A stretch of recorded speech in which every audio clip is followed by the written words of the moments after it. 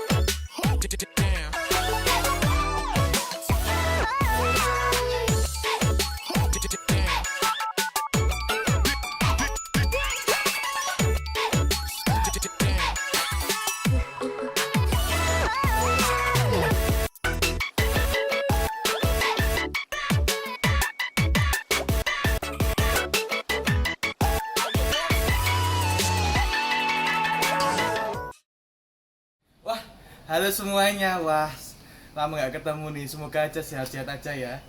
Jadi di video hari ini kita mau bikin review video nih, mau bikin video review. Jadi kita mau review laptop ini nih. Ini laptop kesayangan saya. Saya sudah pakai sekitar 3 tahun. Jadi untuk mulai reviewnya kita cari tempat dulu ya. Yuk.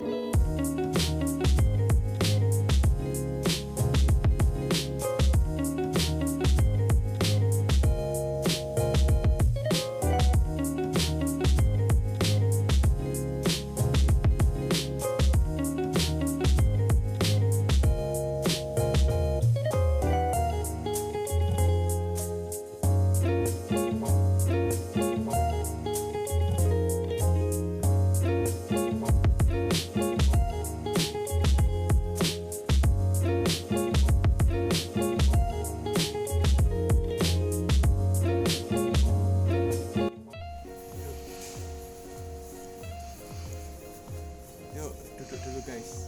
Anjay, ini. Jadi, review kita hari ini adalah laptop ini. Ini laptop keluaran Asus.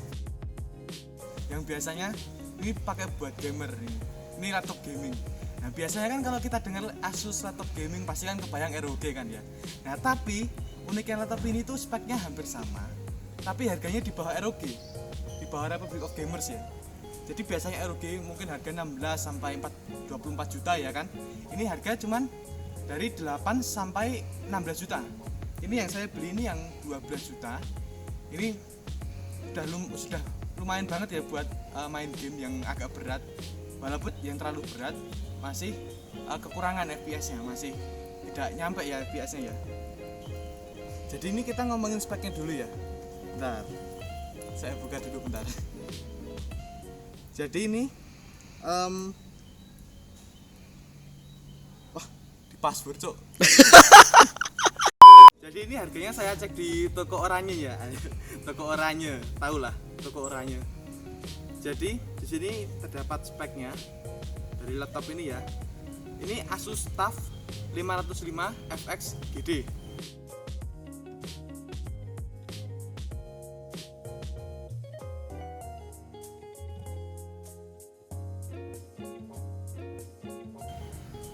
Ini keluaran tahun 2018. Saya dulu beli ini 2018. Dan ini saya akan bacakan speknya. Yang pertama, prosesor ya. Prosesor ini Intel Core i5 generasi ke-8. Ini sudah memadai sekali untuk misalnya untuk proses seperti ya Word pasti kuat lah ya, Word, Excel, PowerPoint ya pasti kuatnya. Tapi yang penting itu adalah untuk proses aplikasi-aplikasi berat mungkin seperti aplikasi editing video seperti Adobe Premiere Pro, Photoshop, terus juga After Effects juga. Untuk main game juga harus penting ya. Terus kemudian RAM. Ini RAM yang default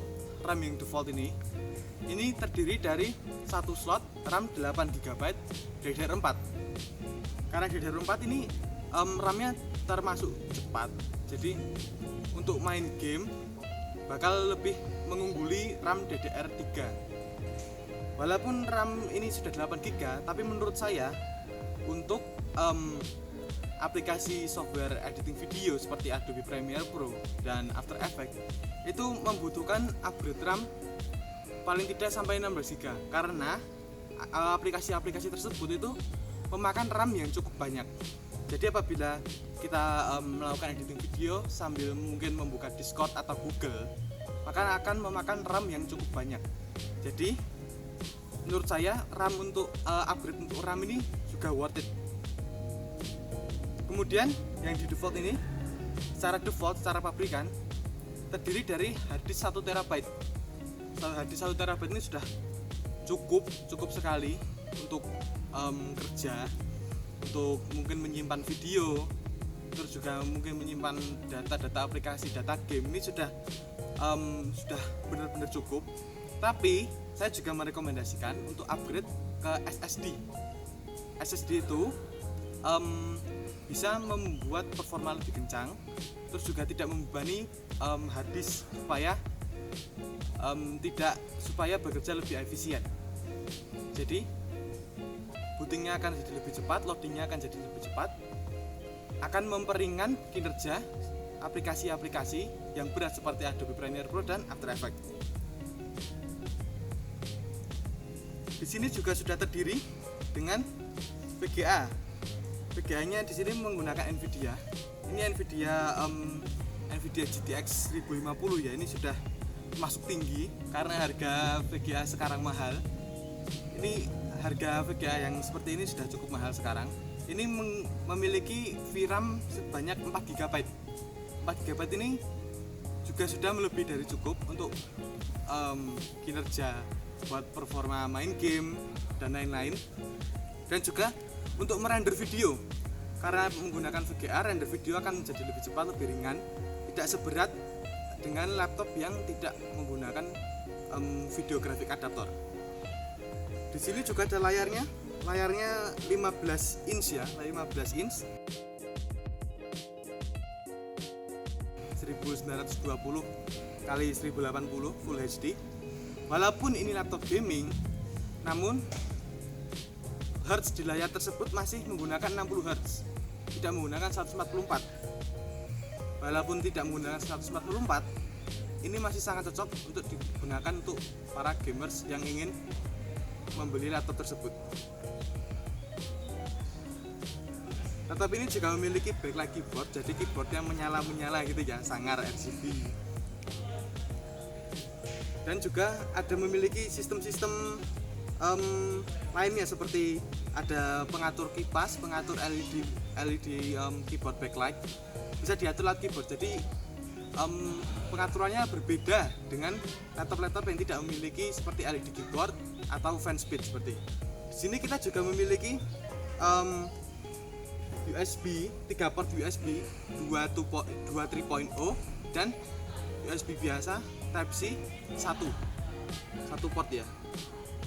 Terus juga memiliki HDMI yang support 2.0. Nah, ini penting sekali nih. Apabila HDMI tersebut support 2.0, maka apabila Anda memiliki monitor yang mungkin memiliki hertz yang lebih, mungkin 144 atau 240 Hz, maka akan kompatibel digunakan dengan laptop ini. Jadi akan terkonversi dari 60 Hz jadi 144. Jadi laptop ini bisa digunakan untuk menggunakan layar yang hertznya lebih tinggi. Terus kita juga memiliki webcam di sini. Juga ada mikrofon audio secara built-in di dalam. Walaupun secara default mikrofon tersebut itu tidak terlalu bagus, apalagi dengan terpengaruh dengan suara fan ya, suara kipasnya itu kencang sekali karena harus mendinginkan sistem supaya bisa berjalan dengan lancar. Nah, ngomong-ngomong dengan fan ini, laptop ini menggunakan dual fan. Jadi fan-nya itu, kipasnya itu terdapat dua laptop sini, kanan dan kiri, supaya kita dapat mendinginkan laptop tersebut. Terakhir, laptop ini sudah dites secara military grade. Jadi ini laptop ini sangat awet, sudah dites, mungkin tes banding ya, saya tidak pernah banding laptop ini. Tapi tertuliskan di sini sudah military grade, jadi harusnya lebih kuat, lebih angkuh ya. Dan spesialnya ini di tahun 2018 laptop ini dinobatkan sebagai laptop gaming paling ringan. Ini dibandingkan dengan laptop gaming yang lainnya, walaupun tidak paling tipis tapi paling ringan. Jadi ini sangat berpengaruh bagi mungkin orang yang sekolah yang harus membawa laptop kemana-mana, orang yang kerja seperti itu ya. Ini bisa menjadi perkiraan apabila Anda ingin membeli barang ini. Nah, berikutnya kita bicara dengan harga. Harga dari laptop ini yang disebutkan teman saya di toko Oren seharga Rp12.099.000. Dan apabila kalian ingin mengupgrade komponennya seperti RAM, bisa mendapatkan harga 465 untuk RAM Hyperion.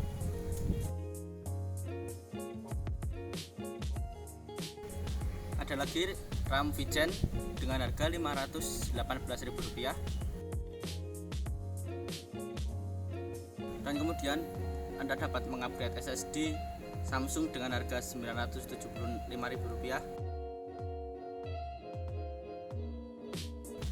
Kemudian Kingston dengan harga Rp1.650.000. Dan yang terakhir Seagate dengan harga Rp995.000.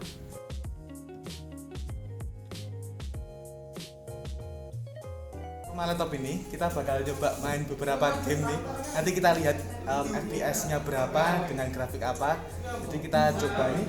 Game pertama ya kita coba game yang lumayan viral ini, lumayan menguras kantong kalian, lebih menguras daripada kalian beli laptop ini. Genshin Impact ini game gacha. Kita lihat dulu nih game Genshin Impact dengan grafik medium ya. Kita lihat dulu performance-nya. Kita lihat di sini performance-nya.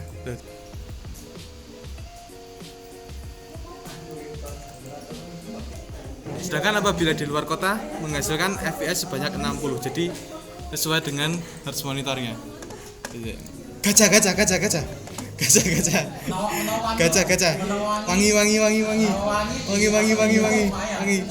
Ungu cuk. Opo iki? Di game Counter Strike kita lihat FPS-nya berapa. Kita mendapatkan FPS banyak sekitar 200 sampai 300 ya.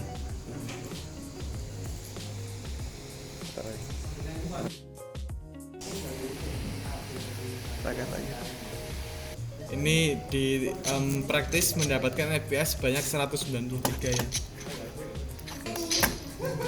193.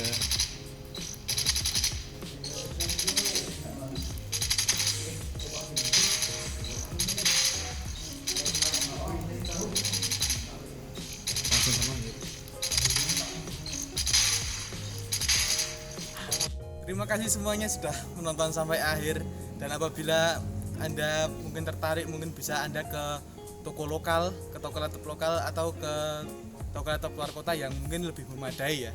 Jadi sebelum kita akhiri videonya, saya punya hadiah beberapa menit terakhir saya sudah siapkan, jadi bisa dinikmati.